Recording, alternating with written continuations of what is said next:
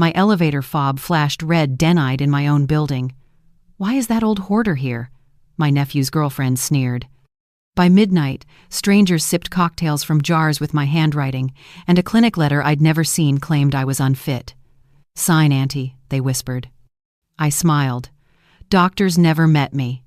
At 8 a.m., I came back with a marshal, a notary, and consequences. Want to know how a hive keeps its queen and how a family learns the cost of calling her crazy?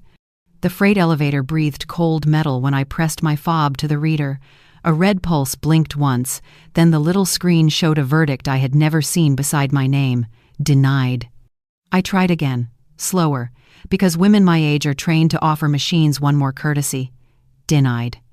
Someone had moved an invisible gate, and the first thing it closed on was the woman who pays the assessments, the taxes, the winter heat, and the tiny bee-friendly bulbs that nap beneath this roof. Security could be called. Evan could be called. I wrapped my fingers around the stair rail instead. I took the stairs, 6 flights up the spine of the old mill, my palm on the chipped rail, the color of bottle glass. At my age, 70 last spring, I count landings like rosary beads. 1, steady. 2, steady. By the third, a baseline I did not recognize shivered through concrete.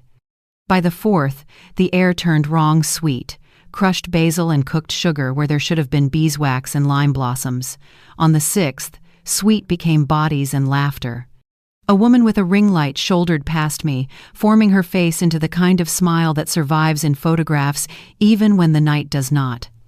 My door should have been closed. Instead, my own copper watering can wedged it open, its mouth dented against the jamb like a tooth knocked loose. Inside, string lights webbed beam to beam, a DJ controller blinked on my potting bench, and a folding bar blocked the aisle where I roll citrus toward the sundae. A camera on a tripod stared at my greenhouse the way tourists stare at monuments, hungry to be seen touching them. Then she turned, sunglasses indoors at night, Kendra with her chin lifted as if the roof belonged to her collarbones. "Why is that old hoarder here? We need the space for the brand collab." Laughter popped like ice in tin cups. Old did not bruise. I have earned it. Hoarder did, because I have never hoarded anything except time I bought back with my hands. I stood in the doorway and took inventory the way you do after a storm. Honey jars, a dozen, then 2, moved from hand to hand. They were mine. My looped handwriting curled around each glass belly like a vine: orange blossom, rooftop summer, late harvest. Tonight the jars were cocktail glassware, sugared at the rim with a ring of performative sweetness. Plastic lightning bolt stirrers jabbed at the mouths. A boy in a black apron wiped his finger through a sugar crust and licked it without reading my label. My handwriting, which I draw with a grease pencil on quiet Sunday afternoons, had become garnish. The room cheered for a camera, and a man with a cordless mic declared into the air. Evan said, "It is family. What is hers is his. Family as a pry bar, family as a lockpick with a smile." I realized I was still holding my keys, and the keys felt foolish, like costume jewelry. I crossed the threshold with the care of a person stepping onto thin ice and pressed the intercom by my kitchen door. It was muscle memory, the motion I make when my arms are full and I need the freight buzzed from inside. The click came at once, not under my finger but from the other side, a cheerful electric snick that said, "We have it." My own home answered someone else. I pressed it again to hear the truth twice. Same answer. I pressed the intercom to my own home and waited like a guest, and the latch answered a stranger, not me. "Ma'am, are you here for the supper club?" The boy in the apron asked, smiling like someone had told him to soften me with teeth. "We are at capacity, but we can squeeze you in at the herb bar." "I am here for my greenhouse," I said, surprised by the steadiness. I have learned to speak like a woman who knows her tools, quiet and accurate. "You are standing on my humidity mat. Please lift your feet." He laughed, reflex only, and moved, then pointed at the DJ and shouted over the beat. "The energy is insane tonight." "The word you are looking for is trespass," I said. It landed flat as slate. I thought of my fob blinking red downstairs. I thought of my watering can holding my door open like a forced smile. "If you are a woman my age, and you have kept anything, you have kept receipts. Not only the paper kind, though I keep those too." I mean the ones you store in your bones, what you built, what you paid, what you learned to carry after the world chose not to carry you. Kendra glided close, perfume bright as a headline. Relax, she said, slicing the air with 2 fingers. We are elevating the space. Your nephew finally understands potential. We need clean visuals. Do not you want your little honey brand to go viral? She pinched one jar and spun it beneath the lights like a jeweler admiring a stone she did not mind. You are drinking from my handwriting, I said. That is not a brand to you. That is a prop. To me, it is time I refuse to sell cheap. A camera operator drifted closer. 2 feet left? He asked politely. We are using that wall as a clean background. I took 2 feet to my right. No. He checked Kendra. Kendra checked her phone. The phone checked a chat that threw hearts and fire at the scene, because the internet loves a theft with pretty lighting. We are trending, she announced. #Content House. It is giving sweet to savage grandma vibes. Then, louder for the feed, she repeated herself, why is that old hoarder here? We need the space for the brand collab. I heard you the first time, I said. Every time you say it, you make a record, not a point. Someone nudged a seed tray with a shoe. Plastic cells clacked like teeth. I eased the tray back and felt my jaw find the calm it uses when glass is still cooling and cannot be asked to hold more than it should. Evan, I called, not raising my voice. I have called that boy's name in fever and joy and in midnight doorways he forgot to lock. He stood near the tripod, half in shadow, hair combed with the kind of water men use when they want to look like they did not try. He did not turn. Evan, I said again. Look at me. He turned the way people turn when the camera is not on them and they have not chosen a face. Aunt Rosa, he said carefully. We are doing something special.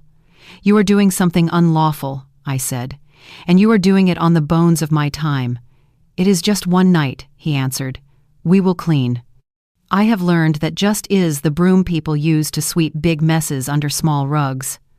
One night does not give you my lock, I said. One night does not give you my name. The DJ framed my head with his hands, testing a crop. Hold a jar and smile, he asked. Like a candid. I would break the jar, I said, but I am not in the habit of wasting what I worked for. The boy with the apron blinked, suddenly younger.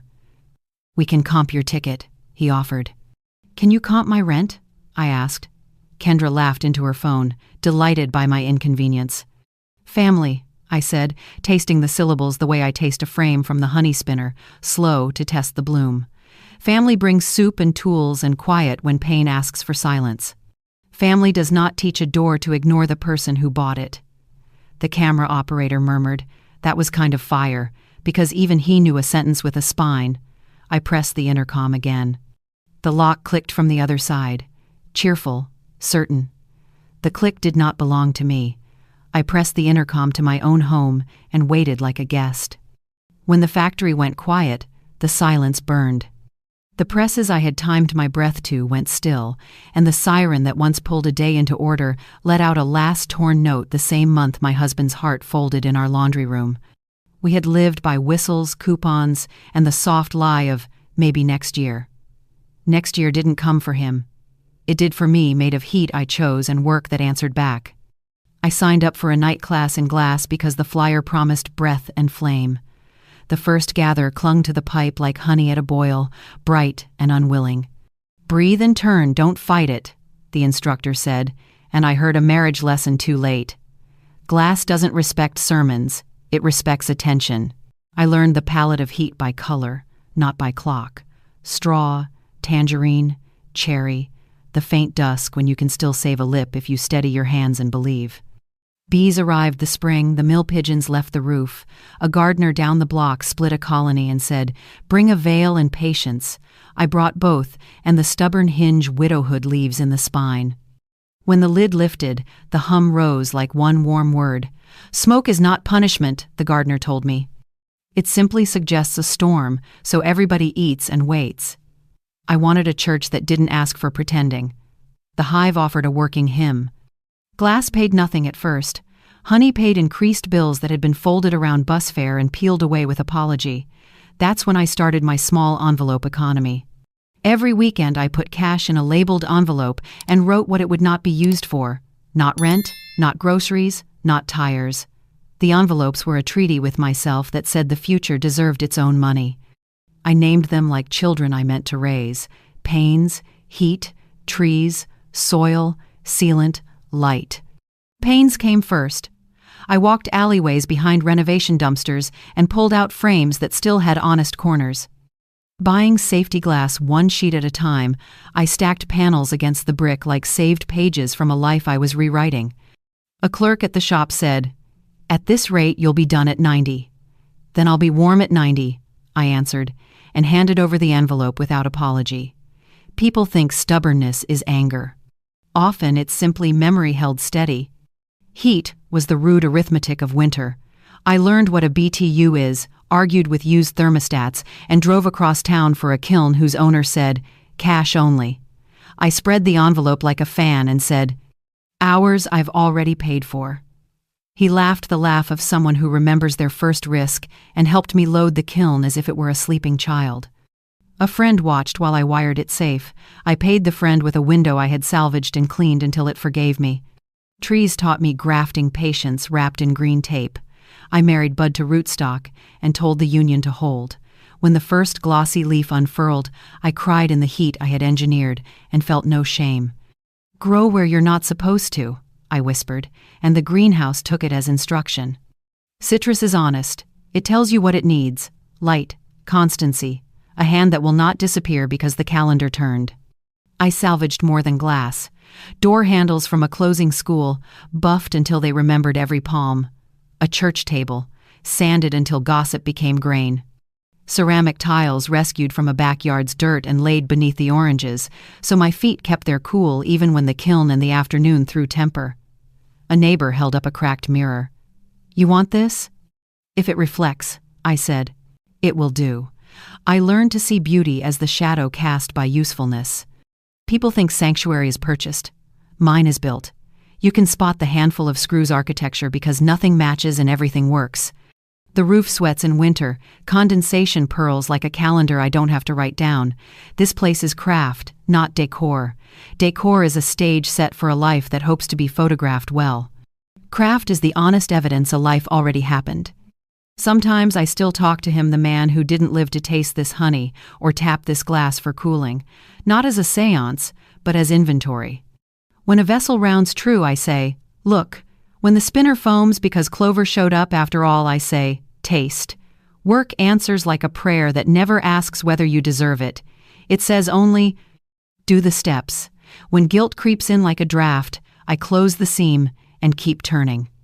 "Rosa, you're making a museum to yourself," a cousin warned, meaning love but practicing fear. "I'm building a room where my future can sit," I told her. "It has chairs with names. I am not a hoarder. I am a keeper. Keeping is choosing what matters and proving it with use." The aprons hang from hooks I bent from copper pipe. My name is stitched above the pocket because letters steady tired hands. Market days trained me in dignity. Behind a folding table, I learned to speak price as a complete sentence. 30, I would say for a glass, and watch the flinch pass through a woman taught to apologize for wanting nice things. Sometimes she'd nod, then choose to. The creased bills slid across to me like small boats. I didn't iron them. I blessed them into envelopes that smelled faintly of oranges and torch smoke. After a year, the shoebox held proof that time could be stacked. One winter, frost wrote its brief on every leaf despite all my planning. The citrus curled like a fist. I scavenged row cover from a nursery clearance bin, anchored it with binder clips, and told the lamp it could stay ugly another season. Spring arrived with white blossoms that looked like forgiveness you earn, not beg. I breathed them the way you breathe before a gather, steady, ready, grateful. Beekeeping seasons the mind to mercy and order. That third year I split a hive too soon and lost the queen. The sound the colony made was sorrow made useful searching, organized. I borrowed a frame of brood from the strong hive and waited without fussing. When they raised a new queen, I whispered through my veil, "You did that," as much to myself as to them. The hive gave me ethics I could use in rooms without flowers: protect the work, feed what feeds you, smoke to calm, never to punish. When the co-op board first offered me the roof lease, I dressed like a student with an exam hair pinned, papers collated, shoes that said serious. Our insurance is nervous. The treasurer frowned. I slid a folder marked premiums across the table, numbers done in pencil and faith. Noise? A member asked. My bees hum softer than your parties, I said, smiling because humor can sand burrs from a meeting when math is already on your side. What if you get tired? Another asked, suspicious of the elderly as an abstract category. Then I'll rest, I said, and start again. I kept notes like love letters to a future that needed facts. How long a batch takes before the kitchen fogs, where the pane leaks at the first east wind, which neighbor texts at the first clap of thunder. I wrote the names of people who came back, and the stories they brought me for a discount I sometimes gave and sometimes wouldn't. The notebook taught me what my bones already knew. I am not alone, and the proof is fingerprints. On nights when sleep hid, I stood with the hives and listened to the sentence they were writing. Sometimes far train, sometimes cat purr, always promise. I rested my palm on cedar and let their heat find my skin. I'm here, I told them. I'll keep you safe. The city did its own murmuring below. The rail yard blinked. Somewhere a bass line from a stranger's party climbed the brick and softened before it touched my air. My air. My bees. My roof. The world hasn't been gentle to women my age, but it can be taught. My dear, the glass instructor said the day I pulled a clean cylinder without a wobble. You've found your hands again. No, I said, laughing so hard I almost lost the piece. They found me. I placed the cooling vessel on a pad and watched it settle into itself. The miracle of glass is not heat. It's the patience to anneal. I learned to give myself that cooling. Time to become strong enough not to crack at the first change of draft. Neighbors began to send texts that started with need and ended with thanks. Wedding on Saturday. Could you do 6 honey favors?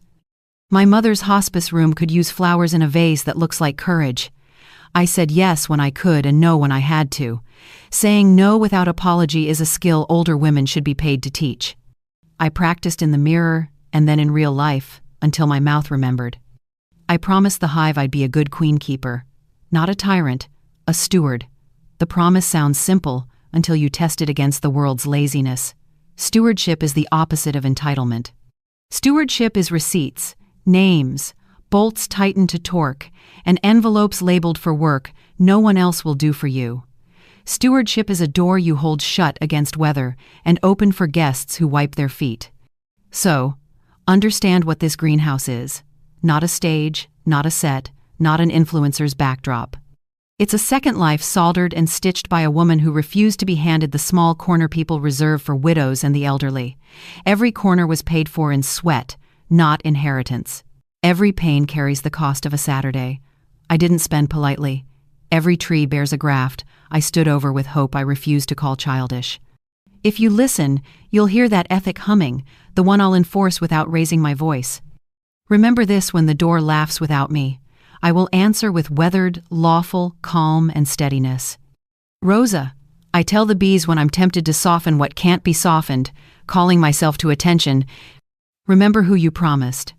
And when morning tilts through imperfect panes onto a floor tiled by my own good scavenging, the light writes its verdict on everything I've kept. You did this. Keep it. Keep it safe. Keep it honest. Keep it yours. When the factory went quiet, the silence burned. The presses I had timed my breath to went still, and the siren that once pulled a day into order let out a last torn note the same month my husband's heart folded in our laundry room. We had lived by whistles, coupons, and the soft lie of, maybe next year.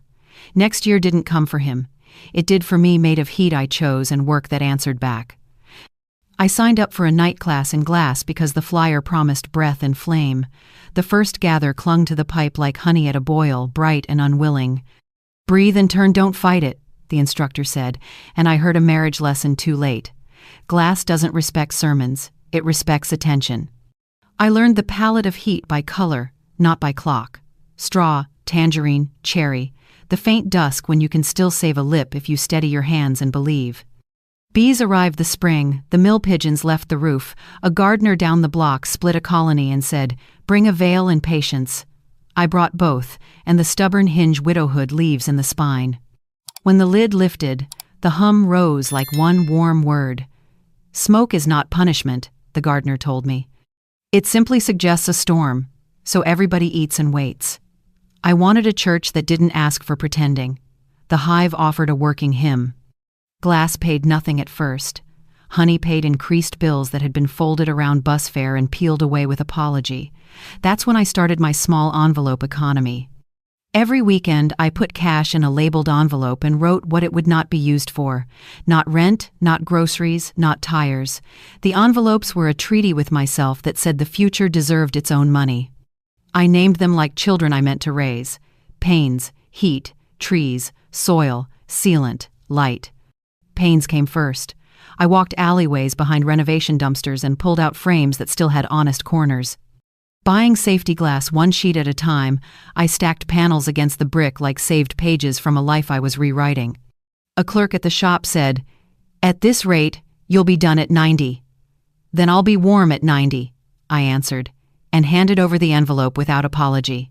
People think stubbornness is anger. Often it's simply memory held steady.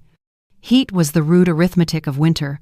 I learned what a BTU is, argued with used thermostats, and drove across town for a kiln whose owner said, "Cash only." I spread the envelope like a fan and said, "Hours I've already paid for." He laughed the laugh of someone who remembers their first risk and helped me load the kiln as if it were a sleeping child. A friend watched while I wired it safe. I paid the friend with a window I had salvaged and cleaned until it forgave me. Trees taught me grafting patience wrapped in green tape. I married bud to rootstock and told the union to hold. When the first glossy leaf unfurled, I cried in the heat I had engineered and felt no shame. "Grow where you're not supposed to," I whispered, and the greenhouse took it as instruction. Citrus is honest. It tells you what it needs. Light, constancy, a hand that will not disappear because the calendar turned. I salvaged more than glass.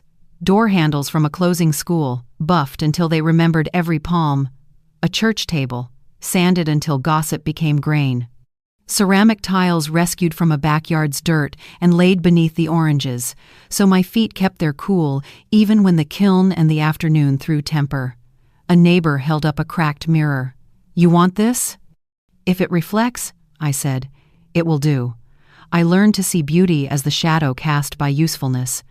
People think sanctuary is purchased. Mine is built.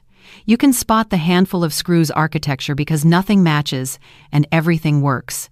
The roof sweats in winter. Condensation pearls like a calendar I don't have to write down.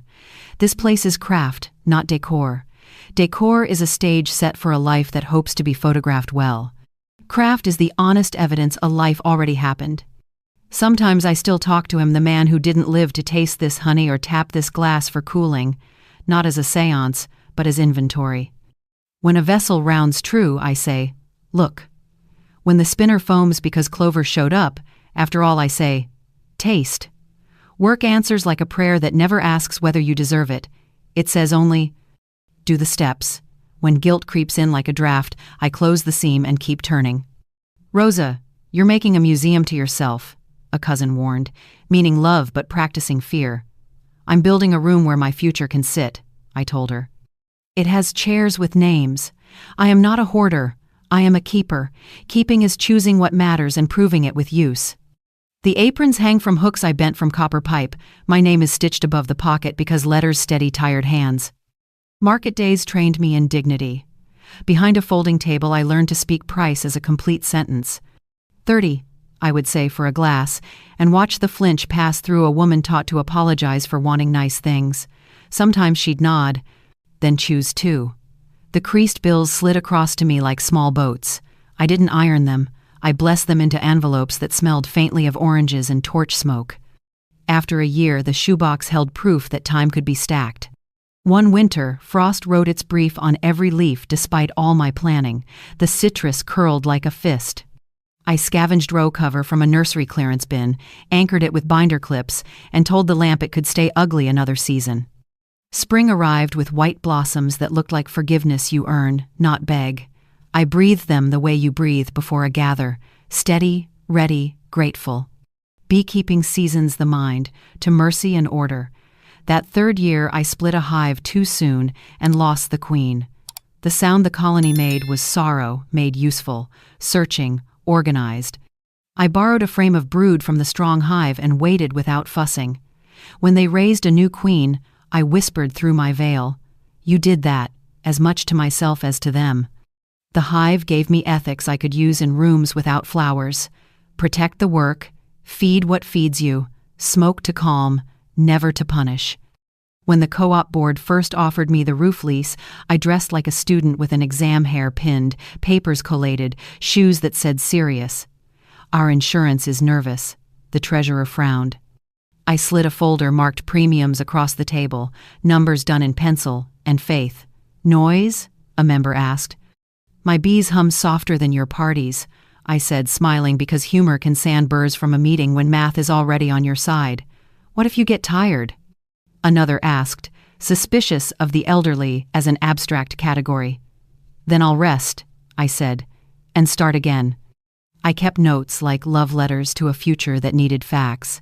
How long a batch takes before the kitchen fogs, where the pain leaks at the first east wind, which neighbor texts at the first clap of thunder. I wrote the names of people who came back, and the stories they brought me for a discount I sometimes gave and sometimes wouldn't. The notebook taught me what my bones already knew: I am not alone, and the proof is fingerprints. On nights when sleep hid, I stood with the hives and listened to the sentence they were writing, sometimes far train, sometimes cat purr, always promise. I rested my palm on cedar and let their heat find my skin. "I'm here," I told them. "I'll keep you safe." The city did its own murmuring below. The rail yard blinked. Somewhere a bass line from a stranger's party climbed the brick and softened before it touched my air. My air, my bees. My roof. The world hasn't been gentle to women my age, but it can be taught. "My dear," the glass instructor said the day I pulled a clean cylinder without a wobble, "you've found your hands again." "No," I said, laughing so hard I almost lost the piece. "They found me." I placed the cooling vessel on a pad and watched it settle into itself. The miracle of glass is not heat, it's the patience to anneal. I learned to give myself that cooling. Time to become strong enough not to crack at the first change of draft. Neighbors began to send texts that started with need and ended with thanks. "Wedding on Saturday, could you do 6 honey favors?" My mother's hospice room could use flowers in a vase that looks like courage. I said yes when I could and no when I had to. Saying no without apology is a skill older women should be paid to teach. I practiced in the mirror and then in real life until my mouth remembered.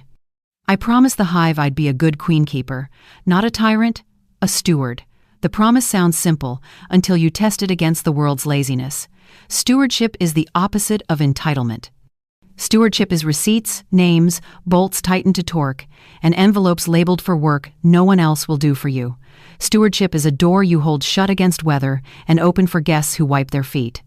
So understand what this greenhouse is. Not a stage, not a set, not an influencer's backdrop. It's a second life soldered and stitched by a woman who refused to be handed the small corner people reserved for widows and the elderly. Every corner was paid for in sweat, not inheritance. Every pain carries the cost of a Saturday I didn't spend politely. Every tree bears a graft I stood over with hope I refused to call childish. If you listen, you'll hear that ethic humming, the one I'll enforce without raising my voice. Remember this when the door laughs without me. I will answer with weathered, lawful, calm, and steadiness. Rosa? I tell the bees when I'm tempted to soften what can't be softened, calling myself to attention. Remember who you promised. And when morning tilts through imperfect panes onto a floor tiled by my own good scavenging, the light writes its verdict on everything I've kept. You did this. Keep it. Keep it safe. Keep it honest. Keep it yours. I moved slowly, because storms teach keepers to count before they speak. The bass thumped through the greenhouse bones, but I tuned it out and read the space as I read a hive, where the noise gathers, where hands don't belong, where the center of gravity has been stolen. My investigation started where memory hangs its clothes, because that's where people who call themselves helpers always begin. Closets, drawers, small altars they don't understand. Dawn stood in my closet with my winter shawls looped over her arms like trophies. The cedar chest yawned. She unfolded a black silk dress onto my quilt, with the calm of someone who believes tidiness is virtue. "I'm just keeping them from dust," she said, smoothing the shoulder that still remembers a funeral. She offered the patient smile people use when they want to rename theft as care. "That dress remembers a cemetery," I said. "It doesn't need your fingerprints to feel protected." She lifted a stack of plastic bags as if they were proof of love. "You're overwhelmed, Rosa. Let me help. I have a system."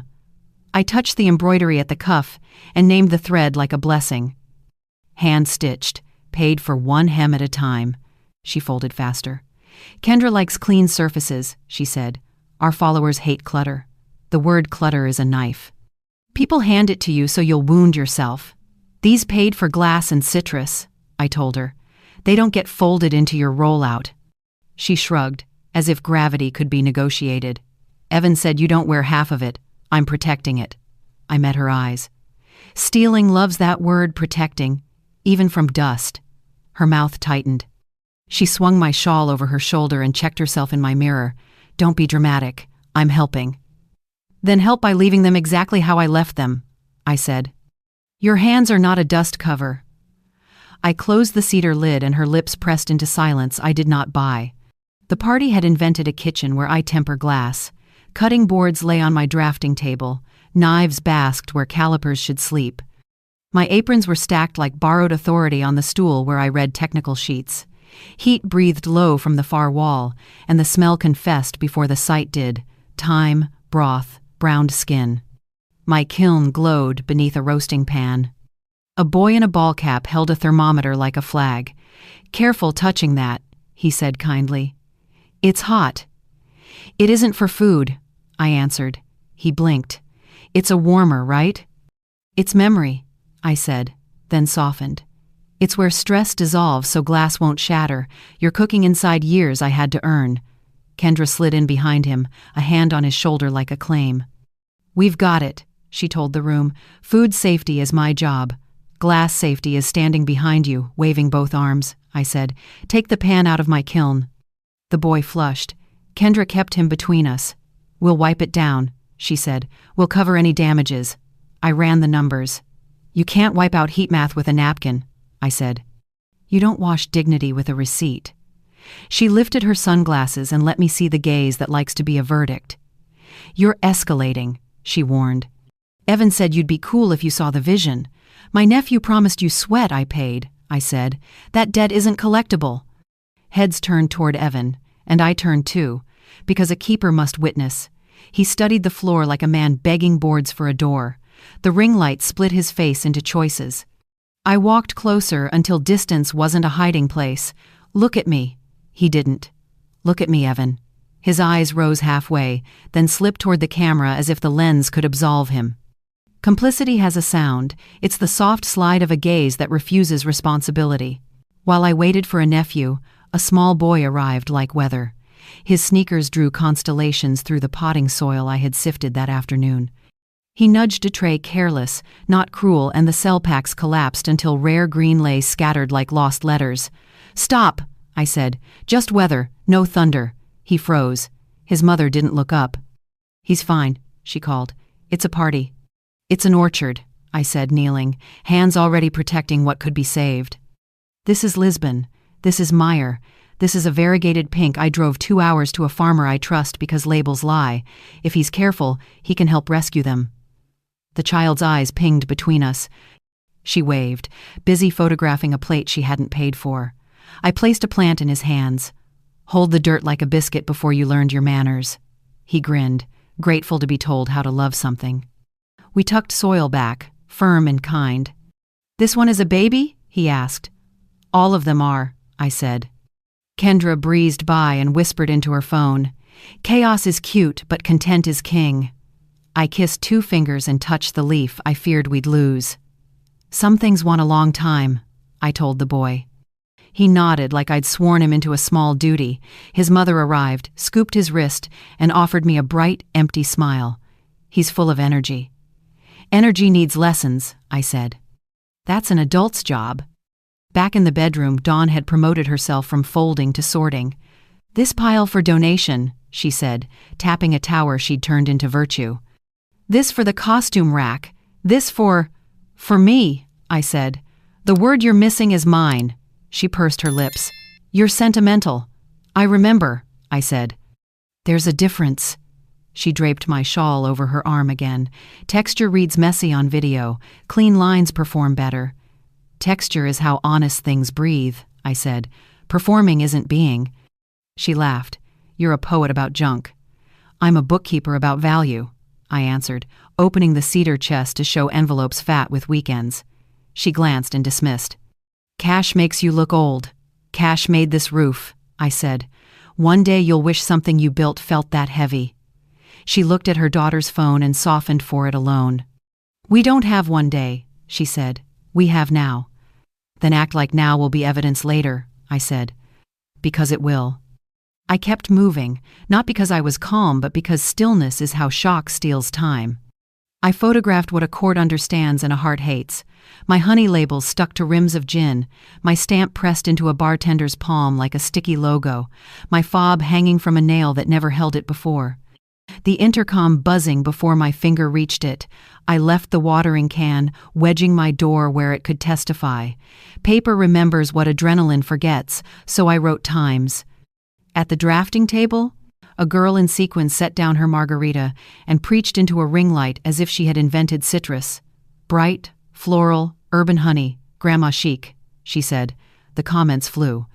Where'd you get the honey? Someone typed. Family, she purred and winked. I pivoted the table so the surface faced the wall. She pouted. You're killing the shot. You're killing my straight edge, I said. That top is for lines I paid for. Near the sink, Evan finally managed a sentence. Auntie, it's just one night, he said, in the voice people use to hush small dogs. We'll clean, we'll replace, we'll comp. Comp is a restaurant word, I said. This room comped my life back to me. Who taught you to price someone else's breath? He rubbed his jaw like a boy trying to scrape stubble off a mistake. You don't come up here enough, he muttered. It sits empty. We can make it work. It already works, I said. You don't know how. Kendra slid into the pause and spoke to the phone like the law lived in her comments. Tour time, she sang. Herb wall, raw, industrial, branded poor. She didn't say my name because thieves avoid proper nouns. Say my name, I told her, softly. She blinked. Say whose place this is. Evan said it's kind of joint custody, she improvised. I smiled without warmth. Custody implies care.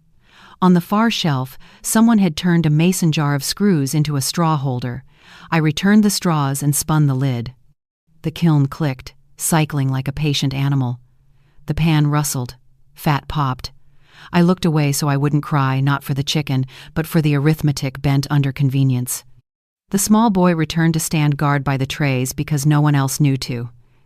You did well, I told him. Plants remember hands, he grinned. My mom says we're influencers. Then influence something that will outlast your battery, I said. Like trees? Like keeping promises, I said. I steadied my hands and kept counting what I would save. The room leaned toward the workbench where I keep truth. Maple glowed under the string lights. My fingers found the seam only I should know.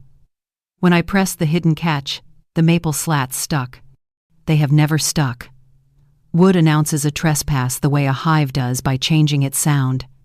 I eased the pressure the way I coax a kiln latch after a hard firing. The drawer sighed, moved an inch, and breathed paper. The black folder sat crooked, ribbon snapped. Someone had found my hidden drawer. I slid the folder out and opened it on the bench. On top, above my trust and tax receipts, lay documents I had never seen. A petition for temporary guardianship in calm fonts that pretend to care. My name, my address, my birthday. Then a paragraph that tried to sell a lie like a late-night product. Concern about declining cognition. confusion with household tasks, risk of financial exploitation. Behind it waited a form titled Advance Conveyance of Real Property.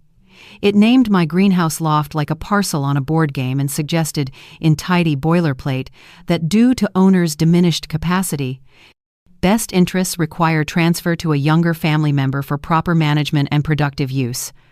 Younger family member. Signature lines waited for me and for a notary I had not met.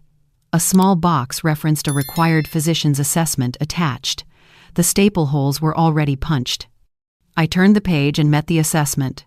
Walk-in clinic letterhead, teal like a smiling tooth.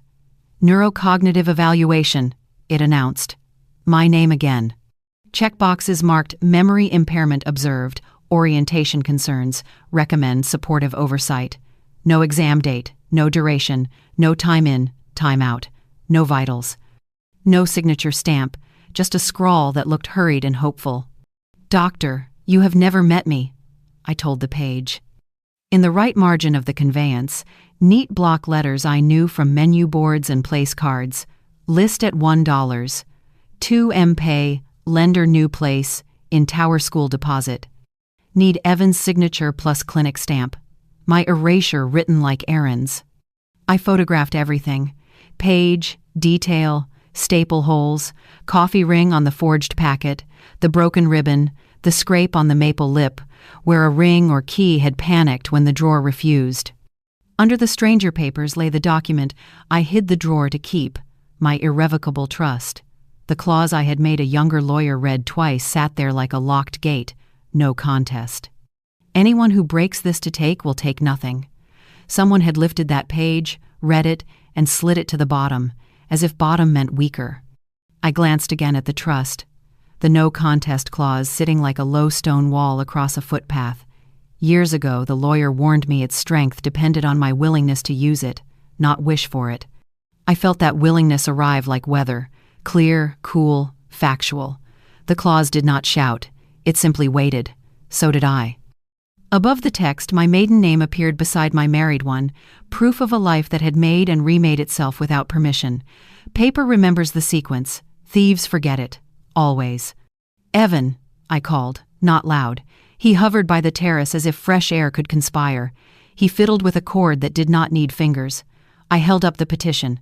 What is this? It's paperwork, he tried. Just to streamline things.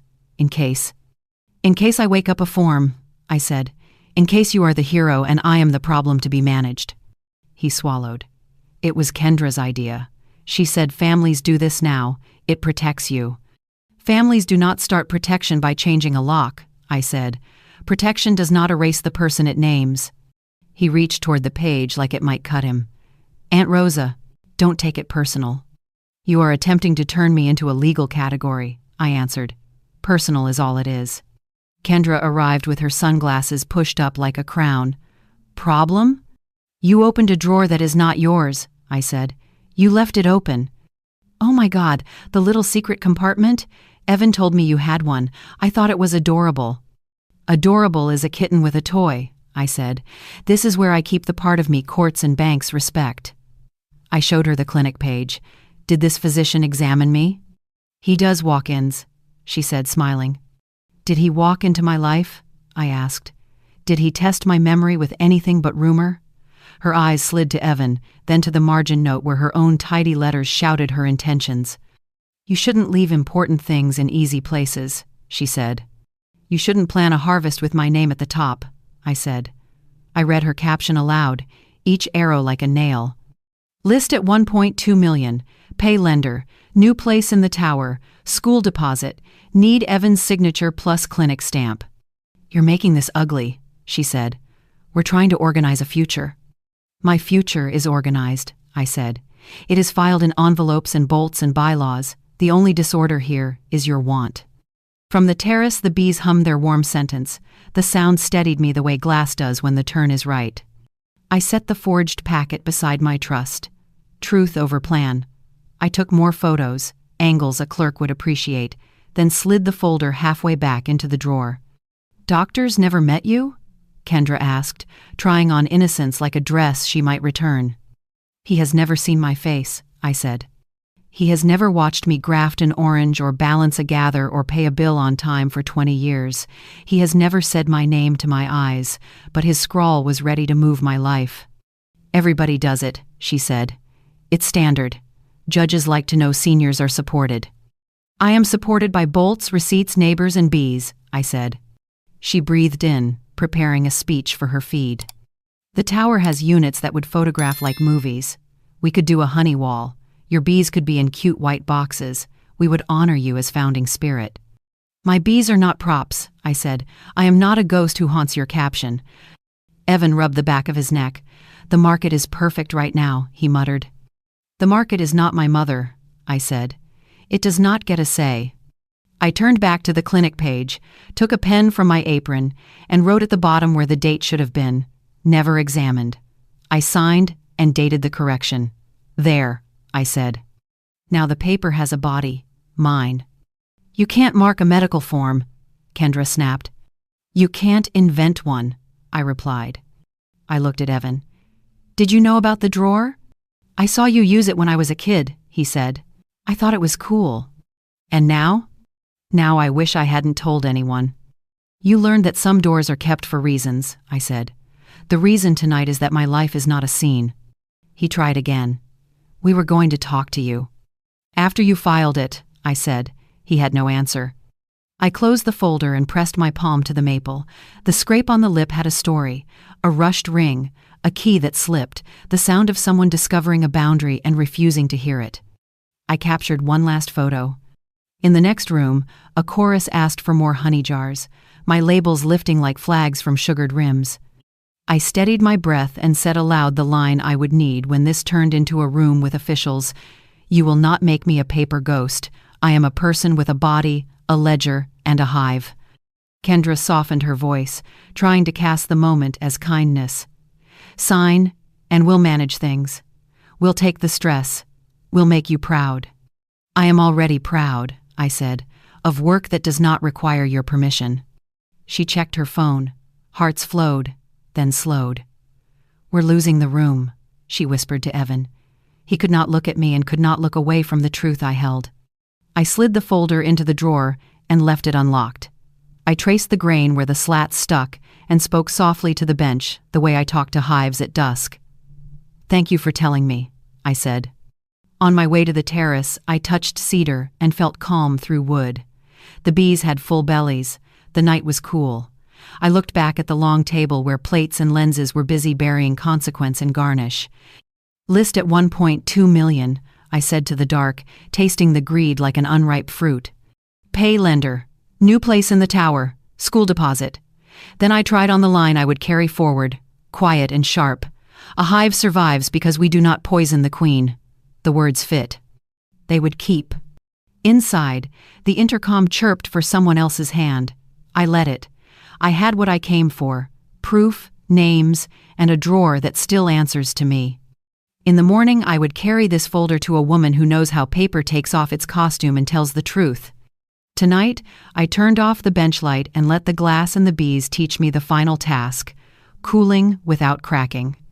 Morning arrived like a cold cloth on a fever.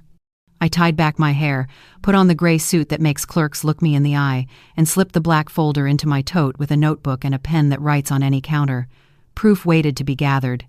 I have always been good at gathering. At the credit union, the manager greeted me by name. "I need 3 things," I said.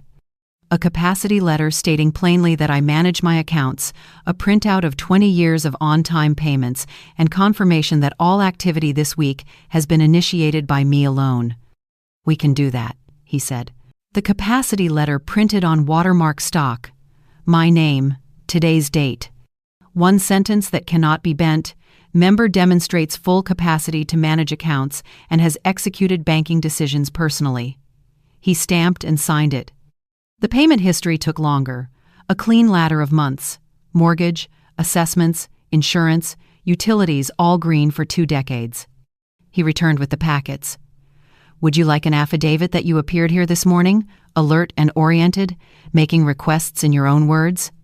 "Yes," I said. "Put the time on it." His notary seal bit the page like a small moon. He added a note to my profile.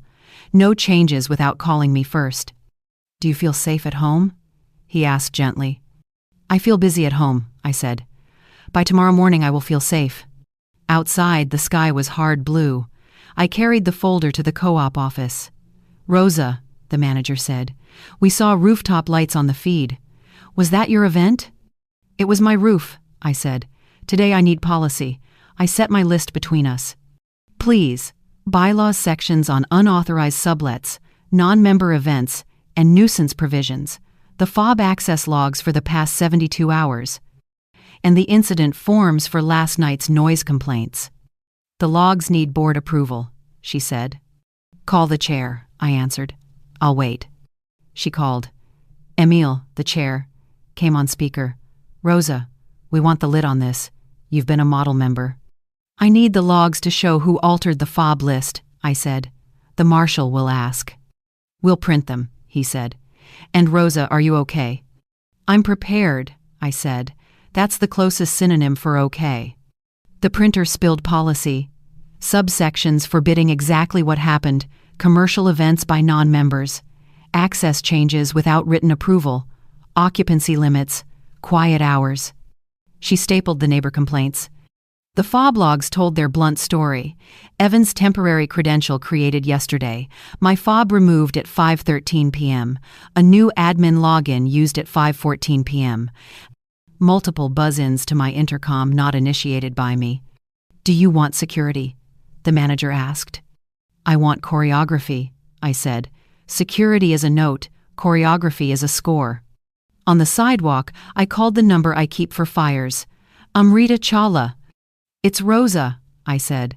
I've got a guardianship petition drafted without me, an advance conveyance naming my loft, and a clinic assessment with no exam date. Bring the folder, she said. How fast can you walk?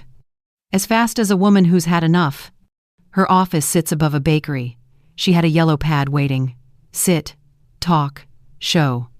I spread the papers, capacity letter, payment history, bylaws, logs, incident forms, the forged packet, and my correction in ink never examined.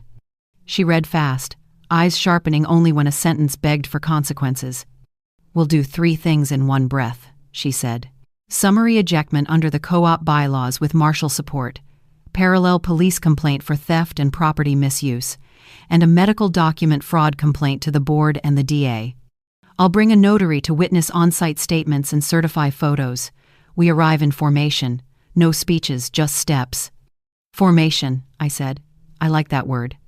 You've done the hard part, she said. You kept records. She called the marshal. She called a notary named Reggie, who speaks only when paper needs a voice. She called the precinct watch commander and scheduled a peacekeeping unit. Then she slid her checklist across the desk. Marshal request immediate removal based on bylaws and capacity proof. Notary present. Record identities. Observe and notarize key statements. Certify photos. Police property damage and theft intake. Copy of forged medical page. Co-op rep confirm bylaws, access logs, complaints. Client present. Speak briefly and plainly. No arguments. Evidence photos of misuse. Kiln, bar, labels, margin note, logs, capacity letter, 20-year history. I can do plain, I said. She smiled. Tomorrow, 8 a.m. We meet at 7:55. I went home to make order visible. I opened the windows. The citrus lifted like they heard truth. I wiped the kiln clean and steadied my breath. Then I made the list. Amrita wanted items missing or damaged, values, proofs. Opal brooch insured, pearl clasp gift, labels misused, humidity mat soiled, rare lemon seedlings damaged, screws and fasteners repurchased, apron stained, door propped with can, fob deauthorized, intercom used by others. I added how to prove each line, invoices, photos, dates, witnesses. I printed 2 copies and slid them into sleeves. I labeled a small envelope cash tips for the marshal's crew at the freight elevator, not a bribe, just respect for people who move heavy days with grace. The bees were quiet but awake. I stood with the veil loose around my neck. We won't smoke tonight, I told them. Tomorrow we smoke. Smoke is mercy to a hive. It interrupts panic, invites calm, and buys time to act. The words were a plan, not a threat. I would bring that calm to a room that confused spectacle for ownership. I laid out clothes that say adult to people who favor costumes, the gray suit again, shoes that grip, hair pulled back. I tucked spare glasses and a granola bar into my bag. I charged my phone and labeled 3 document sets with colored tabs: Marshal, Police, Co-op. The 4th I labeled me. At dawn I walked the roof and practiced routes like a choreographer. Marshal from the freight elevator, Police with him, Reggie behind, Amrita at my shoulder, Co-op manager arriving with bylaws and logs. I pictured the room when procedure replaced performance. I pictured the kiln with its door open and empty, as it should be in the morning. At 7, I ate an egg sandwich at the bakery and reread the capacity letter until the sentence felt like metal in my mouth. I manage my accounts. The manager from the co-op texted a photo of the printed logs with the timestamp highlighted. Emile sent, "Standing by for a call." The marshal texted, "En route." Reggie texted nothing, which is his way of saying, "reliable." Before I left, I looked at the copper watering can that had propped my door. I polished the lip and set it under the sink. I wanted the room to greet the marshal with the truth of how it lives when it isn't being borrowed. On the stairs, a neighbor asked, "Rosa, do you need anything?" "Just your eyes if anyone doubts what happened," I said. "And your signature if Amrita asks." She nodded. "You've fed us for years, we'll feed you back." "Today," I said, "we feed the system that keeps roofs from becoming stages." The freight elevator scanned my fob and turned green. I rode up with the folder against my ribs and the calm that comes when a plan is heavier than fear. I tightened a hinge, watered what lived, aligned the potting bench, and took a last set of photos quiet, ordered, true. Then I sat, breathed, like glass, gather, turn, shape, cool, and rehearsed my one sentence for tomorrow. This is my home. Here is my proof. Another for the forged page. Doctors never met me. And one for the camera if it dared point at me again. Paper speaks. I will after. I checked the time. 7:54. I stood, felt the bees behind me like a choir, and walked to the door to meet the law I had invited. Formation, I told myself. Paper first, then words. Mercy first, then removal. Tomorrow we smoke. I also exported screenshots from Kendra's livestream, printed a contact sheet with timestamps under each frame, the watering can at my door, my honey labels as glassware, the DJ controller. I slipped a flash drive into a zip bag labeled Chain of Custody. For Amrita, I flagged Bylaws Section 9.3 on non-member events and Section 11.2 on access changes. The citations would sing without debate. At 7:55, the freight elevator sighed open on the formation Amrita promised. The marshal first, 2 officers behind, Reggie the notary with his seal case, Amrita with a thin folder. The co-op manager holding bylaws and fob logs. I stood at my door in the gray suit. "Good morning," the marshal said, voice like a level placed on a beam. "We're here on a co-op enforcement action, immediate removal for non-member occupancy and unauthorized use." The phrase changed the air. Music fell an inch. Conversations lost their teeth. Kendra pivoted in sunglasses, phone already lifted. "Officer, this is a family gathering and a brand collaboration. She's confused." Amrita raised a palm. "Counsel for Miss Ibarra. We have ownership, capacity, bylaws, and logs." She spread documents on my bench the way a surgeon lays down clean steel. Deed and trust pages, my capacity letter, the bylaw sections, the access log showing my fob removed at 1713. The marshal read, not skimming. He looked up, settled the papers, and said it again. "Immediate removal." Dawn lifted her phone. "I'm recording for our protection." Reggie didn't even look up. "Ma'am, lower the device. This is a legal proceeding. Truth gets notarized, not filmed." Something in his tone turned her arm to sand. The phone dropped to her side. Kendra tried a new door. "She has memory issues," she told the marshal. "We've been helping." "Doctors never met me," I said. The sentence cut the room. I slid forward the clinic page with its empty exam date and my inked correction, "never examined." An officer took it, glanced once, and nodded to his partner. Copy for the report. The co-op manager set down more paper. Noise complaints between 22:10 and 1:35. Admin login at 17:14. Removal of Miss Ibarra's fob. We request summary ejectment under Section 9.3 and Section 11.2. Granted, the marshal said. You have 2 hours to collect personal property. Miss Ibarra's items remain. Officers will supervise. 2 hours? Dawn protested. We have children. 2 hours, he repeated. He checked his watch. Timer starts now. Evan hovered near the terrace, shoulders rounding toward the rail. Kendra moved between us, lowered her head, and hissed to him, Say the memory thing. He looked at me. The sound of guilt is small, but it travels. A swallow that fails, a word that can't lift. I can't, he said. The officer nearest my kiln crouched, opened the door, and frowned at the freckles of grease. This designed for food? For glass, I said. Grease Pit's fire brick. He photographed the interior and wrote down the pan as misuse. Amrita slid the forged packet toward the officer. We'll file a medical document fraud complaint with this. He tucked it into an evidence envelope. Reggie opened his ledger.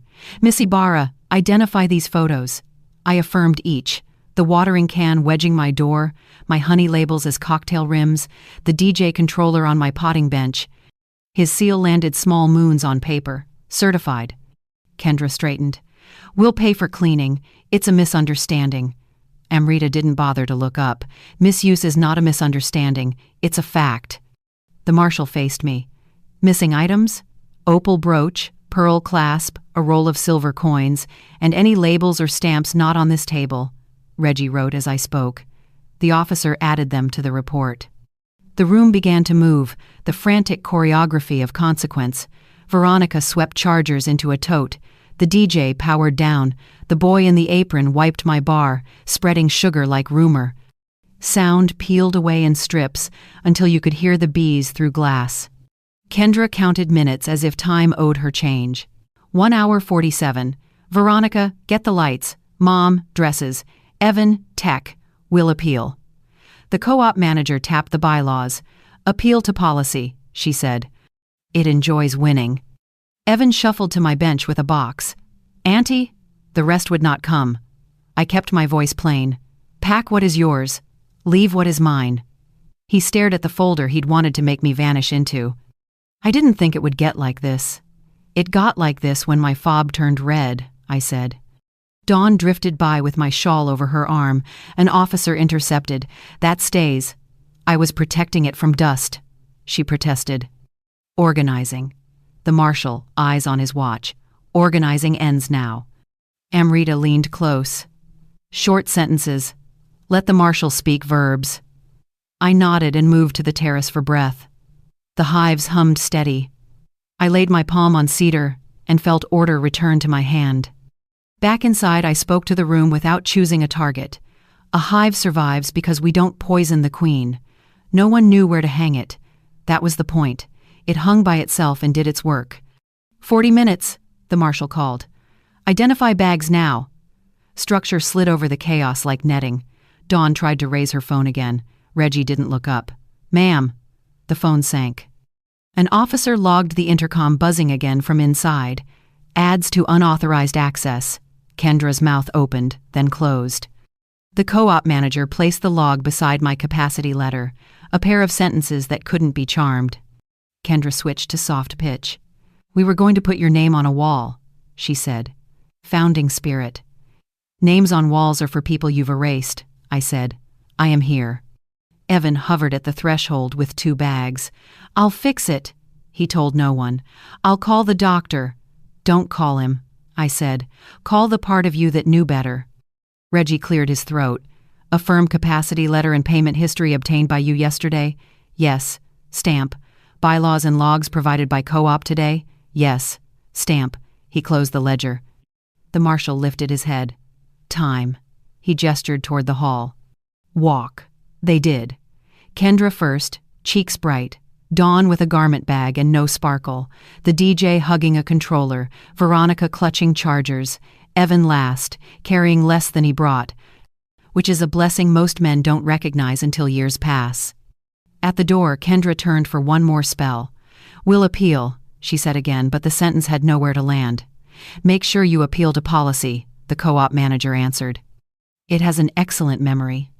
The officers held the hall while the last tote scraped by. Silence arrived, exact and upright. The kiln ticked cooling brick. The baseline was only a mark on the floor.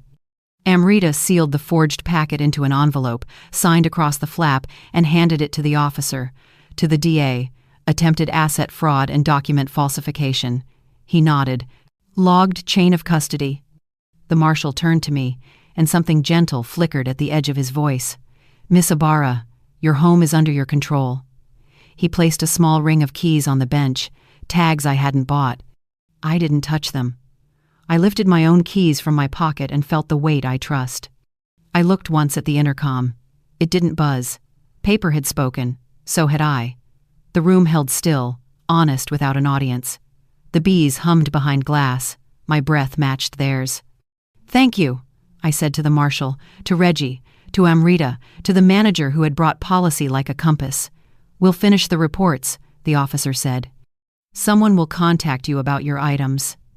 "I'll be here," I said. We walked the perimeter together, marshal, officer, manager, lawyer, notary, me naming what stayed. The kiln, the bench, the frames, the citrus, the soft consonant of bees. At the door the marshal paused. "You handled that with restraint." "I've practiced," I said. "Glass taught me. Bees too." When they left, the elevator doors slid shut on their reflections and returned me to air that belonged to me again. I set the stranger keys in a bag marked evidence and slid my confirmed copies into their colored sleeves. In the quiet, I could hear the last thin notes of the night's performance fall through the grate of morning. The hive sounded like work. I sounded like myself. Amrita lingered. "We'll file the police complaint now and the medical board complaint this afternoon. The co-op will issue a bar on access. Expect noise online." "Noise is only noise," I said. "Paper's louder." She nodded. "Call if anyone circles back." "Tomorrow," I said, meaning more than tomorrow, "we smoke." She understood. Reggie gave me one duplicate set. "Keep these flat," he advised. "They look like what they are." "True," I said, and tired. He allowed himself a half smile. Good tired. When I was alone, I poured water for the citrus and wiped the bar until my labels smelled like themselves again. I opened the kiln to let it breathe, then closed it with a hand that didn't shake. I stood by the intercom and didn't touch it. The hive offered its warm sentence. I answered with mine. "Doctors never met me." The words tasted like metal and honey, solid, earned. On my bench, the capacity letter gleamed under the window's imperfect light. 2 decades of green check marks lined up like a choir with its vowels right. The bylaws lay beside them, friendly now that they had done what bylaws dream of. The access log's cruel minute 1713 no longer felt like the edge of a cliff. It felt like a photo in a case file that will not be lost. I hung my apron back on its copper hook and smoothed the pocket with my name. The room had a new quiet, not the kind born of fear, but the kind that follows good work. I counted hives, counted frames, counted breaths. One more count to make. The minutes until sunlight hit the lemons. I put on the kettle. Steam lifted. Brick cooled. The city woke. My house, my roof, my bees, under my control. I was ready now. By noon, the day after the removal, the air in my greenhouse rang with the soft discipline of paperwork. Amrita's paralegals scanned, labeled, and stacked while the bees wrote their steady sentence behind glass. The precinct called first. The incident was logged, my statement recorded. The photographs entered. Then the assistant district attorney rang with a voice that had angles. "Miss Ibarra, we're opening with attempted asset fraud and document falsification. We'll incorporate the forged assessment, the guardianship draft, and the access tampering as aggravators." I set my hand on the bench so the news would land on wood that had already survived heat. "Use my sentence," I told her. "The important one." She didn't miss a beat. I already copied it into the report. Doctors never met me. Paper nodded to paper. The room felt plumb. 2 hours later, an investigator from the medical board, Morales, climbed the 6 flights with a briefcase and a reluctance that read as honesty. He stood in front of the hive like a parishioner respecting the altar rail. "We have 3 complaints in 6 months about this clinic's off-hours certificates," he said. "Yours is the first with a clean photographic chain and a notary seal." He watched me read his card. "We'll send Dr. Corcoran a notice today. If he can't produce charts, dates, or contact logs, we'll suspend while we investigate." I pressed the kiln switch off to cool and felt my jaw unclench. "He put a price on my person," I said. Morales wrote, and then, unexpectedly, looked me in the eye. "And you took the price tag off," he said. The co-op board convened a special meeting that evening, folding chairs, bad coffee, good intent. Emile slid a copy of Section 11.2 across the table, like a passport back into my hand. "We're issuing a formal bar on access for both Mr. Ibarra and Miss Vale, fines under Section 9.3 for the event, and a maintenance assessment for kiln service and floor remediation." He cleared his throat. "We'll also require any future access changes to include a photo of the member holding the request, time-stamped." I smiled. "I prefer policy to apologies." The manager added a tidy spreadsheet of costs: technician hours to assess heat damage, citrus replacements at nursery rate, cleaning at non-profit discount. "We'll forward this with the DA's restitution worksheet," she said. Paper gathered in neat piles, like bees clustering when thunder mutters. Online, the night tried to turn itself into a myth. A clip of me saying, "A hive survives because we don't poison the queen," did what aphorisms do: wander without context. Half the comments called me a legend, half called me a villain, the rest tried to sell something. I didn't feed it. I printed 3 screenshots: time, location, face, and slid them into a sleeve labeled "Noise, Evidence." "Noise is only noise," I told the lemon trees. "Paper is louder." They breathed pollen back at me like agreement.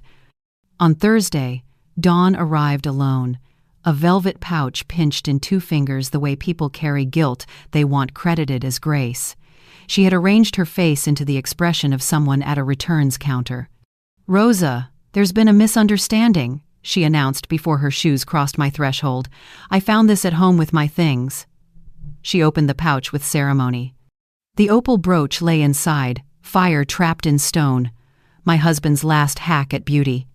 "It must have fallen into a bag while I was protecting your clothes from dust," she said, laying extra breath on the word she likes to hide behind. "I did not reach for it. Say the sentence without misunderstanding," I said. She blinked, recalculated. "I took it by mistake. Say it without mistake." Her mouth puckered as if sour ran across her tongue. I took it. Silence accepted the truth and sat with us. She pushed the pouch toward me. "We're all under stress." "Stress doesn't pick pockets," I said. "It reveals them." She tried a tremor.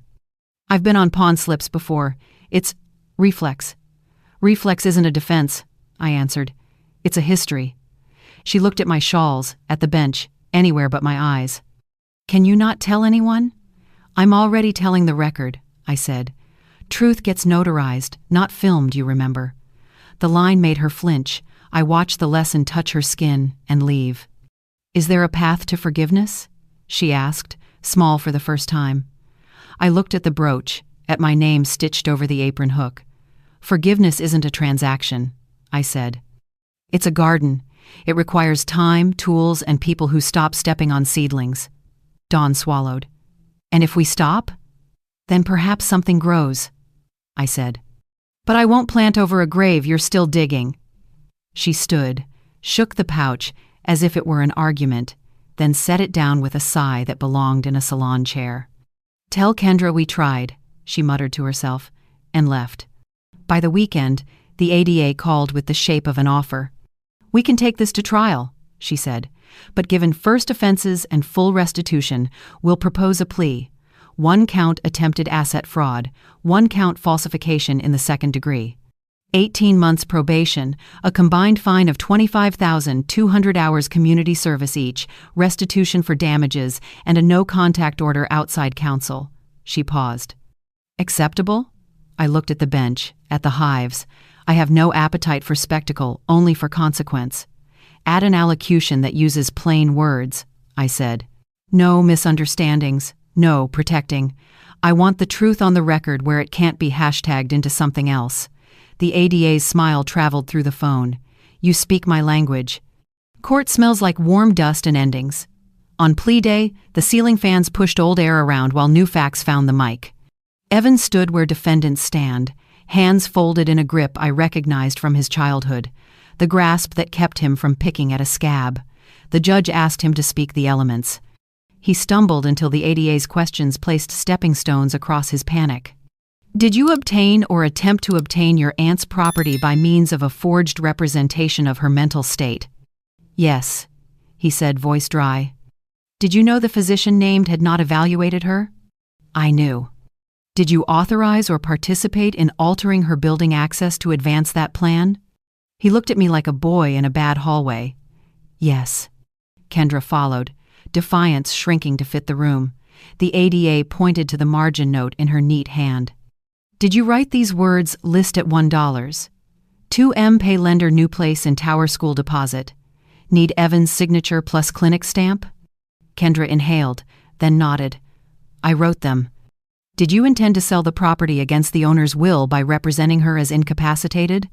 Yes. The judge lifted her pen. On the record, she said. The clerk's keys made a firm rain.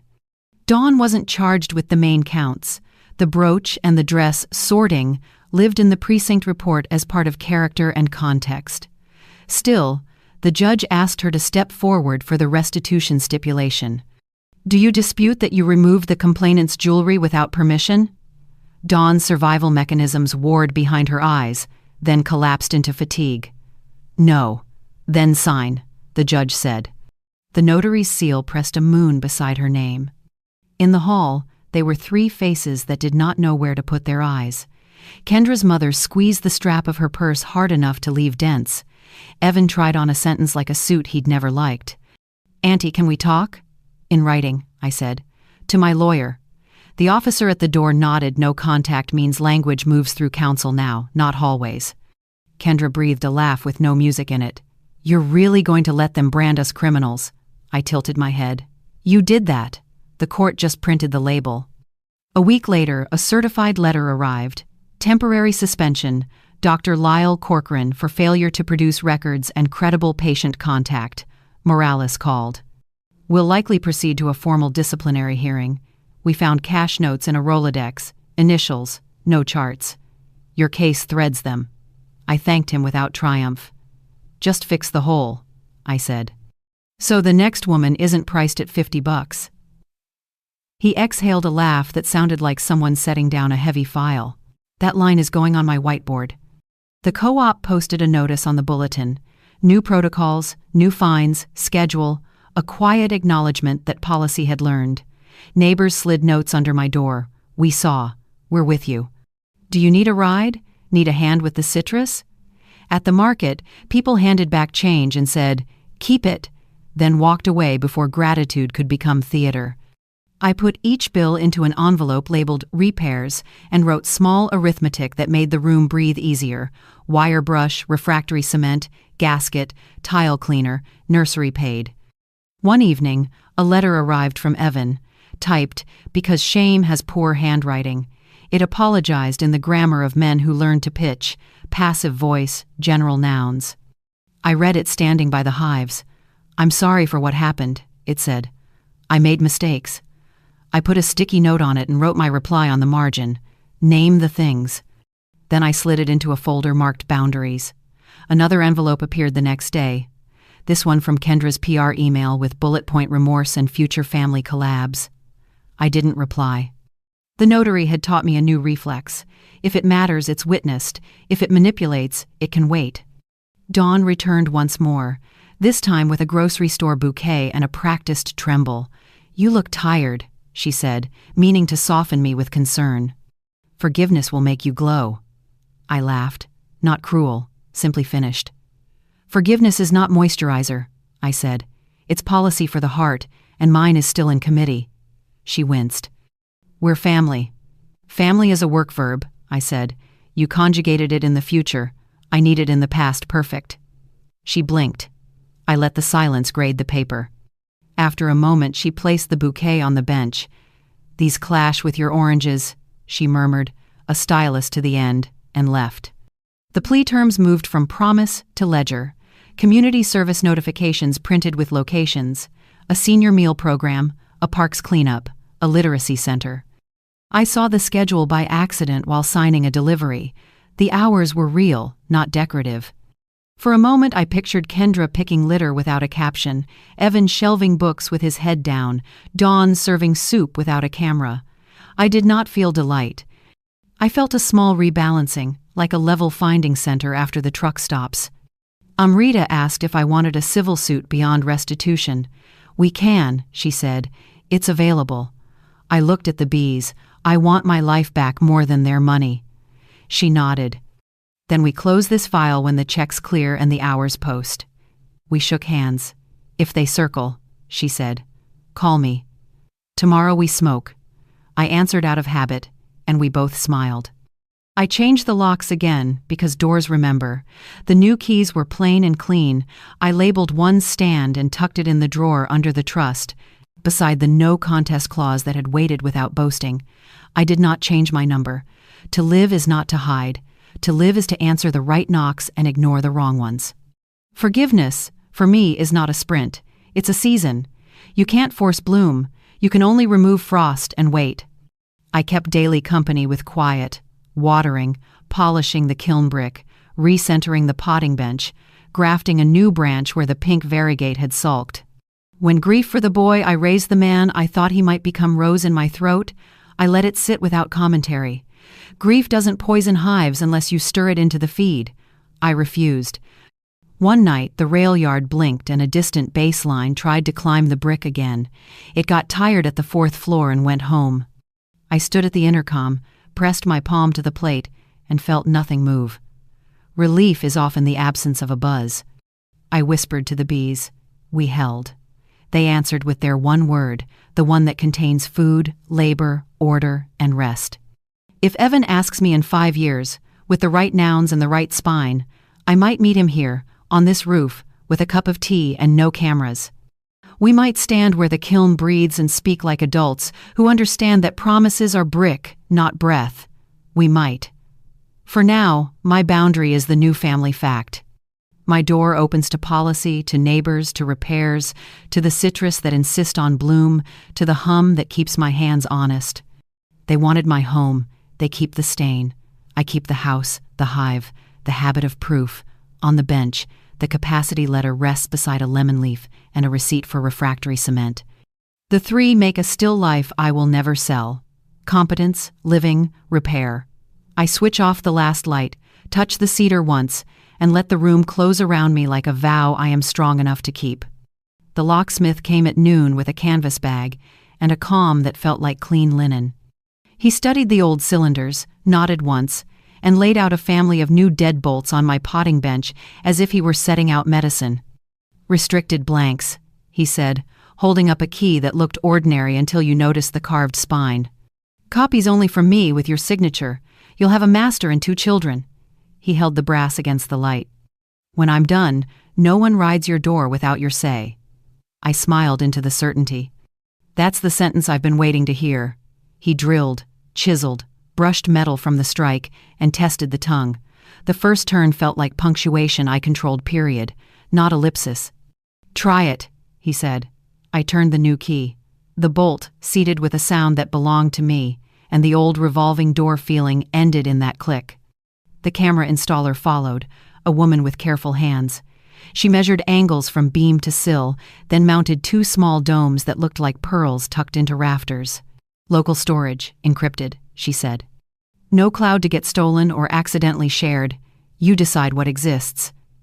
She traced the wire to a tidy box and labeled the ports with a labeler that hummed like a diligent bee. I checked the feeds on a tablet she paired to my phone. The greenhouse appeared as itself. Rows, frames, citrus, bench, kiln, door. "You have your eyes back," she said. "Eyes and memory." I nodded. 2 tools I rely on. She set the tablet on the shelf beside my shoebox of envelopes and smiled at the symmetry. "Keep them near each other," she said. "They believe in receipts." Downstairs in the co-op office, the manager slid a form across the counter. "We've purged unauthorized fobs," she said. "Your credential reinstated. Future changes require an in-person photo with today's paper." She sighed, not loud. "It's bureaucratic, but it keeps us honest." I signed. She countersigned. Emile initialed like a metronome. "Access returns to the member of record," he read, and the line sounded like policy discovering tenderness. I pinned the new fob to my keyring and felt the ring answer with weight I recognized. Back upstairs, I opened windows to let the place exhale. The new locks shone without boasting. The cameras blinked in restful blue. I swept sugar into a pan, rinsed sticky rings, polished the kiln's lip until the brick smelled only of itself. My bench regained its grammar. Calipers, pads, shears, jacks. I whispered the inventory like a catechism. "I know where you live," I told the tools. "You know where I stand," the greenhouse answered, with the small noises only keepers hear: the tick of pain against clip, the shift of soil as a pot releases thirst, the hive's patient vowel. Amrita called after lunch. "Paper day," she said. "I have the amendment ready, if you still want to move the remainder." "I do," I said, and heard my voice like a clear line drawn in pencil first, then ink. We met at her office with the window that watches bread rise. She laid my trust on the table, the no contest clause sitting where it always sits like a small stone wall across a foolish road. Then she placed the 2-page amendment on top, angled so the light respected its edges. "This directs the property to Urban Farm Collective upon your death," she said. "Stewardship language included. They take as is, maintain as urban green and learning space. No sale for luxury conversion. You remain sole trustee during your lifetime. Sign here. Reggie will notarize." The collective's director joined us, a woman with soil in her cuticles and intelligence in her posture. She did not look up at the ceiling when she spoke. She looked at the paper like a promise. "We don't brand sanctuaries," she said. "We tend them. We teach the long way to anyone who'll take it." I breathed once and felt the amendment align with what the hive had been murmuring for years. "Legacy moves from blood to community," I said, "from last name to common noun." Amrita's pen waited at the margin. "Do you want to say anything to accompany the filing?" "Yes," I said, and dictated a sentence that steadied me as I spoke it. "This place is work, not inheritance. Let it continue in hands that prove it." Reggie's seal pressed a moon beside my name, and the paper learned my weight. On the walk back, a breeze braided bakery and diesel, the city's perfume when it's telling the truth. I carried the stamped amendment in a folder marked with my own writing and felt the quiet shift that happens when a plan leaves the body and becomes archive. Back on the roof, I told the bees. "We have our future in writing," I said. "Not as a threat, as a path." The hive answered with work, not applause. "Good," I said. "We agree." I sent Amrita a note for the file, no dramatic letters to relatives, no announcements meant to wound. Boundary is not performance. It's a fence you keep mended and a gate you open with judgment. I made tea, set a cup on the sill, and read the copy again. The clause against contests waited like a guardian who doesn't raise a voice. The new beneficiaries waited like students with tools, not phones. I was not gloating. There is nothing here to gloat about, only order restored and directed outward. Neighbors drifted by as the day softened. Lorraine from 4B peered up at a camera lens and waved like it were a baby in a window. "Safer," she said. "Looks good on you." I laughed. "Safety always does." She handed over a bundle of thyme. "For the chickens you don't cook," she teased. I lifted the sprigs to my face. "For the air," I said, "so it remembers the right stories." At 4, the camera installer texted a reminder to change the default admin password. "Make it a sentence," she wrote. "Sentences last longer," I typed one I could say to myself when impatience taps my shoulder. "Smoke is mercy, not fury." The phrase became the key that unlocks the system and my temper. I sat with that for a while, grateful that technology had asked me for an ethic. As evening tilted, I wiped the copper watering can and set it on the shelf by the window, not as a wedge for trespass, as a vessel ready to serve again. I placed 2 new keys beneath it in a dish, stamped "stand" and "stay" on small tags, and felt ridiculous until the words made sense in my palm. "Stand," for the key I keep on me. "Stay," For the key that never leaves this room. We're done with panic improvisations, I told the space. The space agreed. I walked the perimeter once more, not searching for damage now, only reacquainting myself with peace. Peace is not silence, I learned. Peace is the right noises in the right places. Pain, tick, soil, sigh, distant train, hive. I touched the cedar, veil loose around my throat, and spoke the line that had been cast as a threat and now returned to its correct size. A hive survives because we don't poison the queen. The bees felt my calm and kept working. The sentence belonged to us again, not to a live stream, not to a confrontation, but to the quiet contract between keeper and kept. At dusk, the rail yard blinked its necklace of signal lights, red to yellow to green, permission passing hand to hand down steel. The city breathed in its languages, forklifts, brakes, sparrows, a far siren that didn't need us. I set a plate of honeycomb next to a glass cooling on the pad, and the two looked like cousins who finally understood each other, sweetness held in structure, structure softened by sweetness. We made it, I said to the air, and the air, polite and busy, didn't argue. Amrita texted a photograph of the filed amendment stamped received. All done, she wrote. I answered with a thank you that didn't try to be profound. Profundity is for early sequences. This one prizes furniture that doesn't wobble. I locked the door with the new bolt, watched the cameras draw two faint blue eyelids across their lenses, and felt my spine understand that rest had become a decision again, not an accident. I considered writing to Evan to tell him what I had shifted, then didn't. The amendment wasn't a message to him, it was a message to time. I lit the small lamp by the bench, the one with the shade I cut from a catalog photograph years ago when money preferred function to flair, and stacked the day's papers into their folders by color. Marshal, police, co-op, me. I added one more. After, and slid the amendment inside. Night's first coolness crossed the panes. I cracked the window. The hive kept its temperature like the old professional it is. Good work, I told them. Good work, I told myself. I poured hot water over chamomile, watched the steam write the simplest story on the air. Heat rises, then disappears, and sat on the stool that has carried my thinking for years. You're still here, I told the room. So am I. The cameras blinked once, satisfied. The locks did nothing, which is their highest praise. The city and the hive hummed, because I still do. I am not done. Neither are they. I don't need a speech to seal this.